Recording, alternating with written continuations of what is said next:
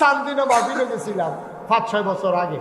তা আমি এমনি কইছি আর কি যে আল্লাহ ফেরেশতারা যখন কইছে, আল্লাহ যখন কইছে ইন্নী জাইলুন ফিল আরদি খলিফা, যে আমি মানুষ বানাইতাম চাই, ফেরেশতারা কইছে বানাইয়েন না। কয় কে রে বানাইতাম না কে রে? কই অসুখের দলে বাড়াবাড়ি করবো, কাটাকাটি করবো, ঝগড়া বিবাদ করবো, খেতার জমিন দখল দিয়া লাগবো, লাইন ঠেলতে সীমানা ঠেলতে আরেকবারের ভিতরে আধা ঘন্টা ঢুকতে লাগবো, এই কারবার করবো। মানুষ বানাইবেন, বুড়ের বাক্স লইয়ে উঠতে দিব তো। আমি এই কথা কইছি, পরে মাহফিলের সব লোক দাঁড়াই গেছে। আমি ওই কি তো দাঁড়াইছেন কিরকম হুজুর ফাওয়াজ করেন না, ওহনার বাক্স লইয়া দৌড়াদৌড়ি নেই। আমি তো হাওয়া আছে, তারা তো হাও নাই, কোনো মতে তারা স্বীকার করাইতাম পারি না বাক্স লইয়া যে দৌড়াদৌড়ি আছে। শেষ পর্যন্ত আমি কয়েকজন মুরব্বী রেজে গেলাম, ভাই আমি যে কইতাছি দৌড়াদৌড়ি আছে, তারা দি কয় নাই। কয়েকজন মুরব্বী দাঁড়াই আমার দিকে হাসি যাবে, হুজুর বাক্স লইয়া দৌড় দিব কিন্তু বুড়ে দৌড়াই।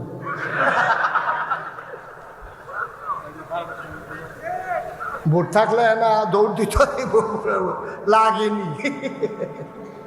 আপনার সহালে ভোট দিতে নিতে গেছেন, রাস্তাতে ফিরাইয়া পড়ছেন না, তারা কইয়া দিচ্ছেন আইসুদিত তা দেখো কারবার সাইড আলাই সিরাইতে। ঠিক কিনা কও? আরে মুসলমান আমরা দিলে আর পরেও মুসলমান। আরে আমরা যদি আর পরেও মুসলমান, তাই তো শয়তানের সমস্যা নাই। শয়তানের দুষ্টা কি তা শয়তানের? আমরা আর পরেও মুসলমান। মানুষের অধিকার হরণ করেছ, সম্পদ লুণ্ঠন করেছ, রাস্তার গম খেয়েছ, চাঁদাবাজি করেছ, মন যা চায় তাই করেছ। যেই জেলখানার ভিতরে থাকা দরকার ছিল গুন্ডা বদমাইশ, ওই জেলখানাগুলো আলেম ওলামারা ভরে দিয়েছ। আর মিথ্যা ট্রাইব্যুনাল সাজাইয়া, মিথ্যা সাক্ষী দিয়া যারা আল্লাহর জমিনে আল্লাহর আইন কায়েম করতে চায় তাদেরকে ফাঁসি কাস্টে ঝুলিয়েছ। ঠিক কিনা বলো? এখন 50-50 একচেটিয়া গোল আর হবে না, খেললা গোল দিয়া যাওয়ার লাগবে। ও যে তারা খেলবো সে তারা তো নাই। বিপদ কি এক জায়গা? যারা কইছে খেলা হবে হ্যাঁ তো নাই, এক সাইডটা গোল হইতে আছে।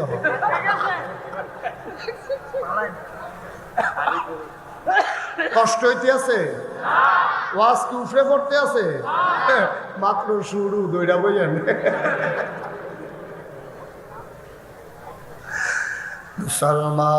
মুসলমান কয়টা জিনিস? কয়টা? 1 নম্বরে নামাজ। ওই নামাজ তোমাকে পড়তে হবে আনতা আবুদাল্লাহা কাআন্নাকা তারাহু ফাইন লাম তাকুন তারাহু ফাইন্নাহু ইয়ারাক। এমন ভাবে তুমি নামাজ পড়বা যেন তুমি তোমার আল্লাহকে দেখ। সুবহানাল্লাহ কয় না? আল্লাহু আকবার। আপনি নামাজের নিয়ত করছেন, দুনিয়ার খবর নাই, ছেলেমেয়ের খবর নাই, বাড়ি ঘরের খবর নাই, বিবি বাচ্চার খবর নাই, অফিসের খবর নাই, কোন দিক দিয়া কে আসলো গেল কোনো খবর নাই। যেন তুমি এমন ভাবে নামাজ পড়ো যেন তুমি তোমার আল্লাহকে দেখতেছো। সুবহানাল্লাহ কয় না? কারণ আপনি যদি কোন হুজুর জীবনে তো অনেক নামাজ পড়লাম আল্লাহকে তো দেখি না, দেখবা কেমনে রে ভাই? 30 বছর বয়সে এই বেড়ায় চোখ দিয়া খুব ভালো দেখছে, কেউ শুয়ের ভিতরে সুতা ডুহাইতে পারে না, এবারে কয় আমার কাছে দে আমি পারিবালা, এবারে দেখে ভালো। এই বেড়ারও যখন 60 বছর বয়স হয়েছে, অহন এবারে একজনের 2জন দেহে, কেউ একটা যাই চলে কয় ক্যাডারে তোরা 2জন একটা যাস, কয় আমি একলায় না। আসলে এরকম হয়নি? আমার কথা কেন এরকম হয়নি? এখন চোখ এবারে 2টা দেহে, লম্বারে 2টা দেহে, 2টারে লম্বা দেহে, একতলা বিল্ডিং রে 2তলা দেহে, রাস্তাটা ফাঁস দেহে, রিক্সাটা দূরে দেহে, আসলে রিক্সার লোক এবারে বসা খাইতে আছে। এরকম চোখে নানান সমস্যা দেয়। কারণ কি?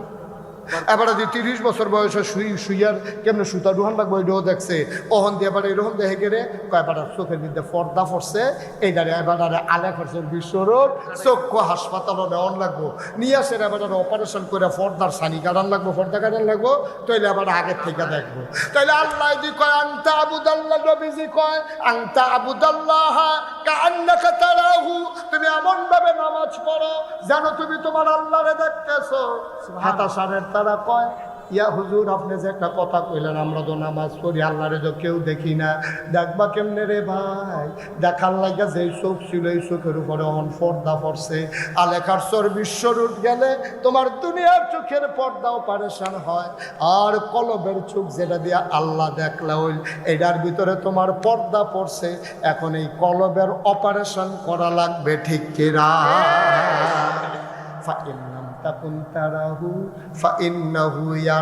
তুমি দেখলে দেখো না, দেখলে নাই, টেনশন কইরো না। তুমি তোমার আল্লাহরে দেখো না, কিন্তু তোমার আল্লাহ তোমারে দেখতেছে, ঠিক কিনা? আপনি দেখেন না, আল্লাহ দেখে নাকি দেখে না? দেখে। কথা কেন দেখে নাকি দেখে না? এইরকম ভাবে যদি আপনি নামাজ পড়তেন পারেন, এই নামাজ হলো জান্নাতের জামান। এই নামাজ জান্নাতের। আপনি এই নামাজ পড়তে পড়তে পড়তে পড়তে পড়তে পড়তে একদিন আপনি মরে যাবেন, আজরাইল আসবে, রূহ কবজ হয়ে যাবে, মসজিদের মিনার থেকে ঘোষণা আসবে মানুষটা নাই, কাফন পরি আপনাকে দাফন করে দেবে মাটির কবরে। সবাই দেখবে মাটির কবর, আপনি কবরে গিয়ে দেখবেন মাটির কবর মাটি নাই, মাটির কবর জান্নাতের টুকরা হয়ে গেছে। ওই জান্নাতের টুকরার ভিতরে আপনি ঘুমিয়ে আছেন।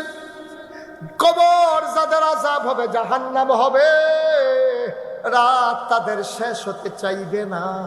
কবর যাদের জান্নাত হয়ে যাবে, তাদেরকে যখন ডাকা হবে উঠেন আসেন, কিয়ামতের ময়দান রেডি হয়ে গেছে।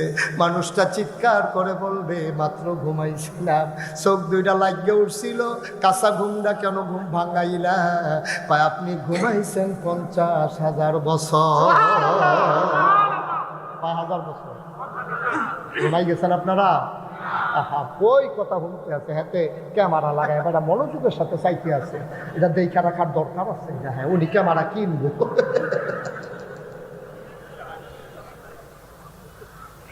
কয় বছর রে? কয় বছর? ডাক দিছে উঠেন, খবরে আর কত ঘুমাইবেন, উঠেন। বান্দা লাভ দিয়া কষালন দিয়া ঘুমানি করছো, কি তা ডাক দিছ, কাঁচা ঘুম ভেঙে গেছে গা, মাত্র শক্তি লাগছে। ফেরেশতাকে ভাষা কোন কি আপনি আপনার টেরাস চাইছেন, আপনি কয় বছর ঘুমাইছেন? কয় বছর? কয় 50,000 বছর ন্যূনতম আপনি ঘুমাইছেন, এর চেয়ে বেশি হবে কম হবে? সুবহানাল্লাহ। কিয়ামতের ময়দানে উঠানো হবে, আল্লাহ ডাক দিয়া বলবেন এই দুনিয়ার ভিতরে অনেক কষ্ট করছো রে বান্দা, শীতের সকালে যখন মসজিদের মিনার থেকে ঘোষণা আসছে আসসালাতু খায়রুম মিনান নাওম, বিদেশি ছেলের পাঠানো কম্বল মুড়ি দিয়া তুমি ঘুমাও। আর যখন আযান পড়ে গেল হাইয়া আলাস সালাহ হাইয়া আলাল ফালাহ, ডাকা হলো আসসালাতু খায়রুম মিনান নাওম, আবার তুমি লাফ দিয়ে উঠা ঠান্ডা পানি দিয়ে ওযু করা বুড়া মানুষ, তুমি থরথর করে কাঁপতে কাঁপতে মসজিদে গেছো। আল্লাহ ডাক দেয়া বলবেন বান্দা, ও বান্দা আয় আয় আয়, সারাটা জীবন অনেক কষ্ট করছো, সারাদিন জমিনে কাজ করছো, রিক্সা চালাইছো, ঘেমে গেছো, এই গরম শরীরটা লইয়া চামড়াটা পোড়া লইয়া মসজিদে গিয়া নামাজ পড়েছো, কত আর কষ্ট করবা, আসো আসো আসো আসো আমার আরশের ছায়ার নিচে। সুবহানাল্লাহ। আমার আরশের ছায়ার নিচে বসো। আল্লাহ নবী আল্লাহ রাব্বুল আলামিন তোমারে বান্দারে ডাক দিয়া নিয়ে আরশের নিচে বসাবেন। আবার আল্লাহ বলবেন যাও, হিসাব নিকাশের দরকার নাই, তুমি জান্নাতে চলে যাও। জান্নাতের ফেরেশতারে দোয়ান আইসা ডাক দিয়া বলবে আসেন আসেন আসেন, ধইরা ধইরা তোমারে জান্নাতের দরজায় নিবে। জান্নাতে হুর গালমানেরা হাতের মাল, হাতের ভিতরে গলার মালা নিয়ে দাঁড়াই থাকবে, ফুলের মালা নিয়ে। তোমারে যখন দেখবে ওই জান্নাতের হুরেরা ডাক দিয়া বলবে আহলান সাহলান মারহাবা, মোস্ট ওয়েলকাম, আমাদের জান্নাতে আপনাকে স্বাগতম। সুবহানাল্লাহ। হয় না? যদি ওই জিম্মা নিতে পারো, ওই রকম নামাজ যদি তুমি পড়তে পারো। আবার যার যার হিসাব শেষে মিলান। আপনি যে মাগরিব পড়েছেন কেমন করে পড়েছেন? মাহফিলের দিন লম্বা সূরা লইলে সারবো, কোনো মতে পড়ালাম। আপনি নামাজ পড়ে সেরে উঠতে দিচ্ছেন দৌড় হুজুরে উঠতে পরে মাগরিবের পরে কি আর নামাজ। আর আরেকটা তো নামাজ ছাড়াই দৌড় দিয়া লাইছে, এই দৌড় দিয়ে আইয়ে সেটা মাহফিল কুমালার সামনে জায়গা পাওয়া যায় না, না যায় ভাই সাহেব, এটি নামাজ না তো। নামাজ কারে কয়? শুনতে মন চায়? মা কথা কেন শুনতে মন চায়? আব্দুল্লাহ ইবনে মাসউদ রাদিয়াল্লাহু তাআলা আনহু যাকে বলে রাইসুল ফোকাহা, যিনি ফকিদের নেতা, যিনি ফতুয়াবাজ, তিনি সবচেয়ে বড় ফতুয়াবাজ। বাংলাদেশও গালি দাও ফতুয়াবাজ কইয়া, আর আব্দুল্লাহ ইবনে মাসউদ ফতুয়াবাজ, উনি প্রাউড ফিল করে, উনি গর্ববোধ করে। পৃথিবীর মানুষ তার আখ্যা দেয় সবচেয়ে বড় ফতুয়াবাজ তিনি, নাম হইল আব্দুল্লাহ ইবনে মাসউদ। বলো সুবহানাল্লাহ। আব্দুল্লাহ ইবনে মাসউদ তিনি ঘরের ভিতরে, একটা কথা মনে রাখবেন, নফল নামাজ পড়বেন বেশি বেশি ঘরে, আর ফরজ নামাজ পড়বেন মসজিদে গিয়া। অনেক মানুষ এই নফল ফরজ সব ঘরে মসজিদে পড়ে না, আপনি নফল নামাজ বেশিরভাগ ঘরে পড়বেন। এতে হয় কি, ঘরটা তাজা থাকে, মৃত মানুষের ঘর হয় না। এই জন্য সুন্নত নফল এগুলা ঘরে পড়বেন, ফরজ পড়বেন মসজিদে গিয়ে। তা আব্দুল্লাহ ইবনে মাসউদ তিনি ঘরের ভিতরে নামাজে খুব খেয়াল করেন, চিকন কথা, নামাজে দাঁড়াইছে, আল্লাহু আকবার। এখন নামাজে দাঁড়াইয়া আমরা তো ছোট সূরা বিচারি, আর ওনারা পড়তো সবচেয়ে বড় বড় সূরা যেগুলো মুখস্থ থাকতো, কারণ ওনারা বিশ্বাস করতো কোরআন তেলাওয়াত মানে শুধু কোরআন তেলাওয়াত না, কোরআন তেলাওয়াত মানে হচ্ছে মাওলার সাথে কথা বলা। সুবহানাল্লাহ বলবেন, কথা মাওলার সাথে কথা বলবো তো বলবো কার সাথে? এখন লম্বা সূরা দিয়া আব্দুল্লাহ ইবনে মাসউদ নামাজে দাঁড়াইছে, আল্লাহু আকবার। নামাজ শুরু করেছে, সূরা ফাতিহা পড়েছে, লম্বা সূরার সাথে মিলাইছে, পড়তেই আছে, গাল বেয়ে বেয়ে চোখ বেয়ে বেয়ে টপ টপ করে পানি পড়তেছে। হঠাৎ করে ঘরের ভিতরে একটা সাপ ঢুকছে। কি ঢুকছে? সাপ। না কথা কয় কি ঢুকছে? ঘরের ভিতরে যখন সাপ ঢুকছে, এখন আব্দুল্লাহ ইবনে মাসউদের ওয়াইফ, ওনার বিবি, ওনার স্ত্রী, সাপ সাপ সাপ বলে জোরে চিৎকার শুরু করছে। চিৎকার শুইনা পাশে আশেপাশে ঘরের যত মানুষ আছে সব দৌড়াই আসছে সাপ মারার জন্য। আব্দুল্লাহ ইবনে মাসউদ না কি করে? নামাজ পড়ে। না কথা মানে কি করে? একেবারে সত্য মনের কথা কইবেন, হ্যাঁ, কোনো লুকোচুরির দরকার নেই। এইরকম আপনি ঘরে নামাজ পড়তে আসেন, আপনার ওয়াইফে যদি কয় সাপ সাপ সাপ, আপনি কি নামাজের নিয়ত বান্ধা রাখবেন না সাইডা দিবেন? সাইডা দিয়ে কি খেলুই থাকবেন না সামনে দরজাকে দুপুরে বাইরে ফিরে যাবেন গা? এটা দৌড়াদৌড়ি শুরু হয়ে যাবো গা। আব্দুল্লাহ ইবনে মাসউদ নামাজ পড়ে আর উনি চিৎকার করতেছে সাপ সাপ সাপ। এবার ঘরের চতুর্পার্শ্বে যারা বাসিন্দা ছিল, প্রতিবেশী ছিল, সবাই মিলে এসে সাপটারে পিটাইয়া মারছে।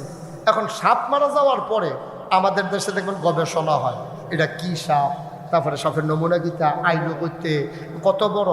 তো একজন আইসরকারি সাপটা মাফ, তো বাপ্পা দেখছে 4.5 আঙ্গুল হয়েছে। 4.5 কয় আঙ্গুল? কথা পারে আবার কথা পারে। 4.5 কয় আঙ্গুল? 4.5 আঙ্গুল হয়েছে সাপ। বাপ পাশে এখন গবেষণা শুরু হয়েছে। আরেকবার মুরব্বী আইসের কয় খাইয়া লাগবে বাচ্চা গেছ জাতি সাপ।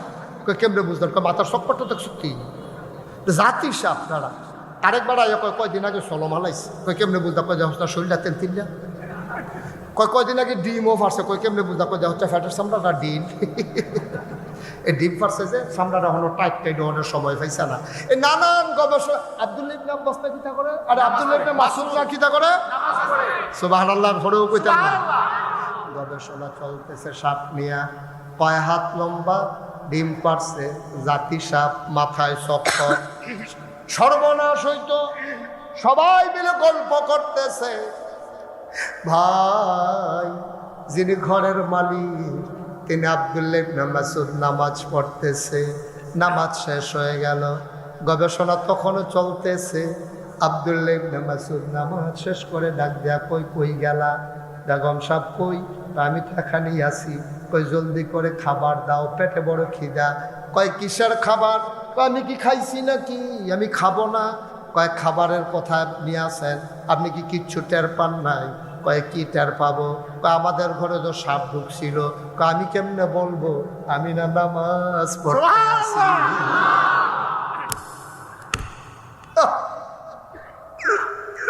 আমি কেমনে বলবো? ওই জানতা আবুদাল্লাহ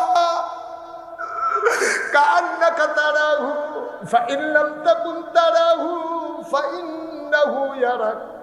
নামাজ কারে কয়? আব্বা শুনে যাও, জীবনে তো কত নামাজি পড়ছো। নামাজ কারে কয়? শুনে যাও নামাজ কারে কয়? আব্দুল্লাহ ইবনে মাসউদ কয় ঘরে সাপ। আমি কেমনে বুঝবো আমি না নামাজে? ওনার বেগম সাপ ডাক দিয়া কয়, নামাজ পড়লে কি মানুষের দিন দুনিয়ার খবর থাকে না? কত মানুষ চিৎকার করলো, কত মানুষ আমাদের ঘরে আইসা ঢুকলো, চিৎকার চেঁচামেচি হলো, সবাই মিলে পিটাইয়া সাপ মারলো, শত শত মানুষ জমা হয়ে গেল। নামাজের ভিতরে কি মানুষের কানে শুনে না? কান কি বন্ধ থাকে নাকি? আপনি কি কিচ্ছু টের পান নাই? আপনি কি বুঝেন নাই? এবার আব্দুল্লাহ ইবনে মাসউদ বসে বসে কাঁদতেছেন। বেগম সাহেব ডাক দিয়া কয়, কান্দেন কেন? এবার আব্দুল্লাহ ইবনে মাসউদ কয়, বিবি গো, নামাজের ভিতরে যদি সবই টের পাইলাম, কিসের নামাজ পড়লাম?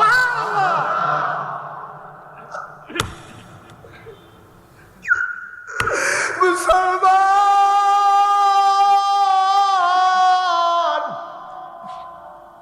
ও খাতাসারের মুসলমান, এই কথাগুলা দীর্ঘদিন তোমাদের কাছে বলতে পারি না, বড় বুকে বড় ব্যথা। জমানো অনেক কথা বলা হয় নাই, বলতে দেওয়া হয় নাই। আল্লাহ তাবারক ওয়া তাআলার ফয়সালা কঠিন ফয়সালা। সবাই মিলে স্লোগান দিল, দফা এক দাবি এক, পদত্যাগ পদত্যাগ। 5ই আগস্টের আগ পর্যন্ত আমি কোনো মানুষের কণ্ঠে শুনি নাই, কোনো মানুষের মুখে শুনি নাই দেশ ত্যাগ করতে হবে, এই কথা আমি কাউকে বলতে শুনি নাই। কোনো ছাত্র সমন্বয়ক বলে নাই, কোনো রাজনৈতিক নেতা বলে নাই, মসজিদের কোনো ইমাম বলে নাই, মসজিদের কোনো খতিব বলে নাই, কোনো মিছিল মিটিং হয় নাই যে দেশ ত্যাগ এই কথা বলে নাই। সবাই বলেছে দফা এক দাবি এক, পদত্যাগ পদত্যাগ। আল্লাহ কয়, না না না, আমার ফয়সালা কঠিন ফয়সালা, দফা এক দাবি এক, দেশ ত্যাগ দেশ ত্যাগ। কথাগুলো থামিয়ে দিলে জাতির ক্ষতি হয়, কথাগুলো থামিয়ে দিলে ব্যক্তির ক্ষতি হয়, পরিবারের ক্ষতি হয়, কোনো একটা মহলের হয়তো ফায়দা হয়, কিন্তু আপামর জনতার বড় ক্ষতি হয়।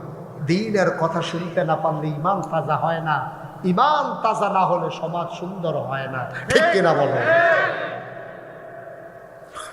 মুসলমান মন দিয়ে শোনো, লম্বা কথা আর বলবো না। ইমান তাজা হয় কেমনে শুনে যাও। আল্লাহর নবী যখন দ্বীনের দাওয়াত দিচ্ছিলেন, কাফেররা কেউ নবীর দাওয়াত দিতে দেয় নাই। টিটকারি মেরেছে, মস্কারা করেছে, পাগল বলেছে, জিনে ধরেছে বলেছে। নবী দমে যাওয়ার জিনিস না। নবী যখন সইতে পারলেন না, চলে গেলেন মদিনায়। মুসলমান, তিনি যখন মদিনায় পৌঁছে গেলেন, মক্কার যারা সাহাবা তারা কাঁদতেছেন। যেই নবীরে দেখলে সকাল হতো, যেই নবীরে দেখে আমরা ঘুমোতে যেতাম, ঘুমানোর সময় নবী দেখি না, ঘুম থেকে উঠে আর নবী দেখি না। মানুষগুলো পাগল হয়ে গেছে নবীরে দেখার জন্য। এমন একজন মানুষের নাম আব্দুর রহমান ইবনে আউফ।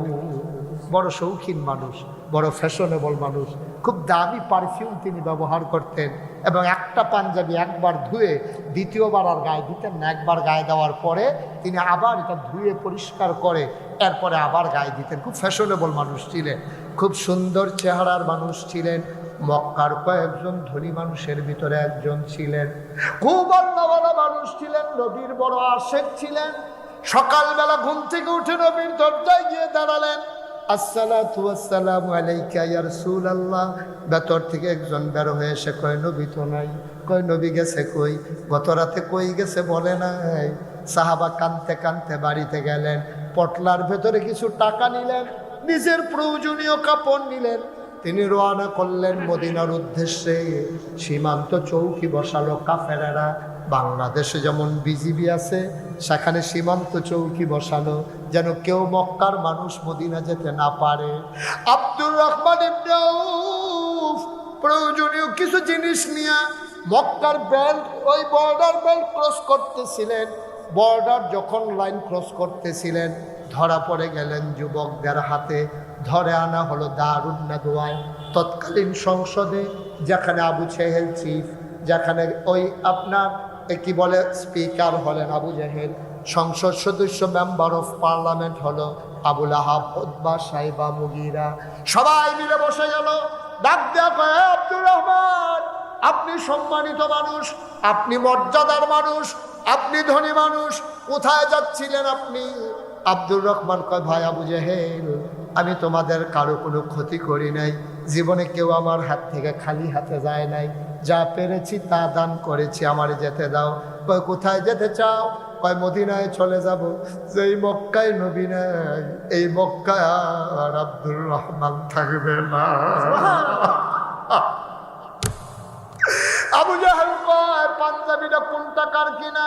কয় মক্কার টাকার কিনা। কয় পাঞ্জাবিটা খুলে দাও।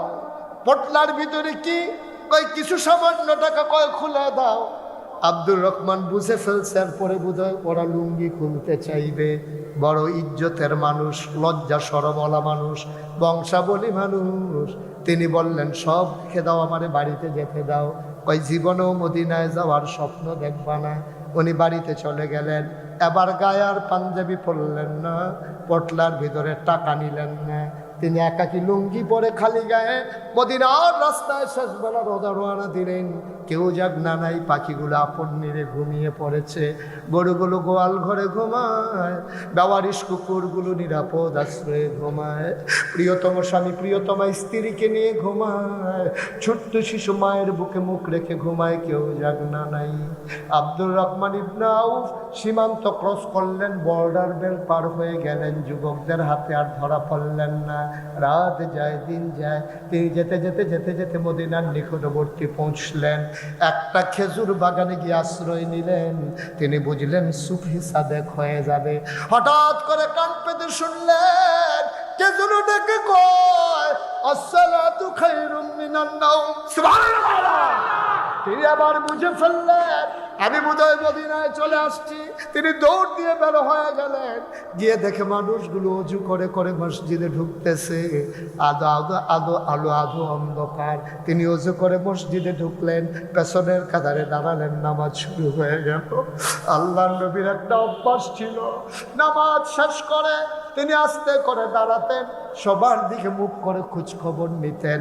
এবার তিনি ফজরের জামাত শেষ করে আস্তে করে দাঁড়ালেন। দাঁড়ায় কয় তোমাদের কি খবর, সবাই ভালো আছো নাকি? সবাই বলে জি ইয়া রাসূলুল্লাহ ভালো আছি। হঠাৎ করে নবীজির নজর পড়ে গেল ওই খালি গায়ের মানুষটার দিকে। নবী তাকাইয়া কই কোনায় কে বসে আছে, উস্কো খুস্কো চুল, দাড়িগুলো তার এলোমেলো, গায়ের হাড় পর্যন্ত দেখা যায়, চোখগুলো তার গর্তে, চেহারাটা আর মলিন। কে ওইখানে বসে আছে, দাঁড়াও দেখি। আব্দুর রহমান ইবনে আউফ আস্তে করে দাঁড়ালেন, গাল বেয়ে টপ টপ করে পানি পড়ে। আল্লাহর নবী কয় কে রে? আমার আব্দুর রহমানের মতো দেখা যায়। আব্দুর রহমান চিৎকার করে কয় লাব্বাইক ইয়া রাসূলুল্লাহ, আমি আপনার আব্দুর রহমান। আব্দুর রহমান রে, এটা তোর কি নমুনা রে আব্দুর রহমান? তুই ছিলি মক্কার ফ্যাশনেবল একটা মানুষ, দামি পারফিউম ব্যবহার করতি, একবারের বেশি একটা পাঞ্জাবি দুইবার গায়ে দিতি না। কে তোর এই নমুনা করে দিয়েছে? চুলগুলো তোর এলোমেলো, দাড়িগুলো তোর উস্কো খুস্কো, চেহারা তার মলিন, পেট আর পিঠ একসাথে লেগে গেছে। আব্দুর রহমান আমার কাছে আয়। সবাই তো নাস্তা করে দিল। আব্দুর রহমান মৃদু পায়ে নবীর সামনে গেলেন। নবীজি আগাইয়া দিয়া দুই হাত বাড়াই দিলেন। আব্দুর রহমান লাফ দিয়া নবীর বুকের ভিতরে পড়ে গেলেন। আব্দুর রহমান পাই না,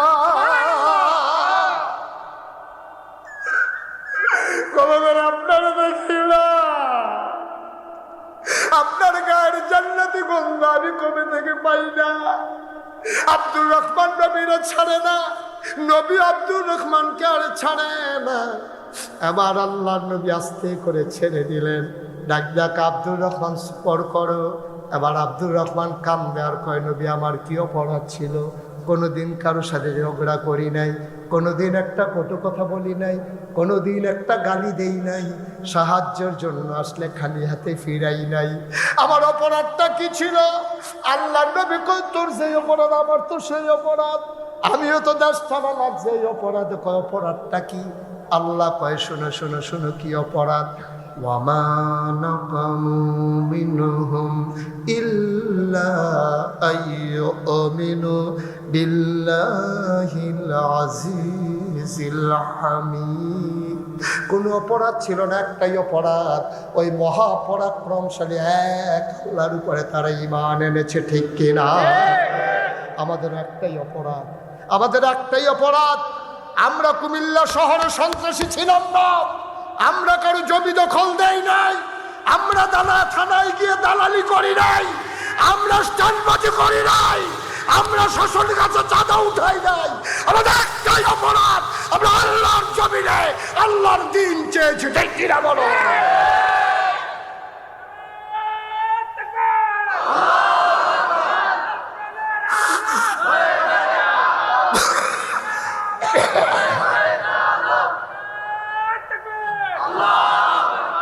সবাই পড়েন আমিন।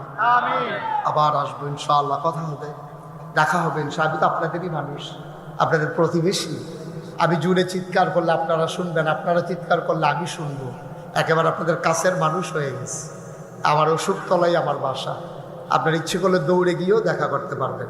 আবার আসবো ইনশাআল্লাহ, দেখা হবে মাহফিলে, কথা হবে কোনো এক ময়দানে।